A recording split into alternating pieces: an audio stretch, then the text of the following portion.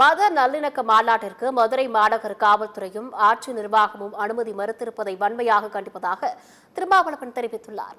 மத நல்லிணக்க மக்கள் கூட்டமைப்பின் சார்பில் திருப்பரங்குன்றம் தமிழர்களின் பெருமிதம் என்ற மத நல்லிணக்க அடையாளம் எனும் தலைப்பில் மாநாடு நடைபெற்றது. இந்த மாநாட்டில் கலந்து கொண்டு பேசிய விசிக தலைவர் திருமாவளவன், மத நல்லிணக்கத்தை விரும்பும் ஆட்சியாளர்கள் இருக்கும்போது அதிகாரிகள் அனுமதி வழங்காதது குழப்பத்தை ஏற்படுத்துகிறது என்று தெரிவித்தார். தமிழ்நாடு முதலமைச்சர் மதவாத சக்தியை எதிர்த்து போராடி வருகிறார். அதில் எங்களுக்கு மாற்று கருத்தில்லை. ஆனால் மதுரை மாநகர காவல்துறை மற்றும் ஆட்சி நிர்வாகத்தினரின் இத்தகைய செயலை வன்மையாக கண்டிக்கிறேன் என்றும் கூறியுள்ளார். பேரணி நடத்தியிருந்தால் பெரும் தாக்கத்தை ஏற்படுத்தி இருக்க முடியும். திறந்த வெளியிலே இந்த மாநாட்டை நடத்தியிருந்தால் இன்னும் நமக்கு மன நிறைவை தந்திருக்கும், பொதுமக்களின் கவனத்தையும் ஈர்த்திருக்கும்.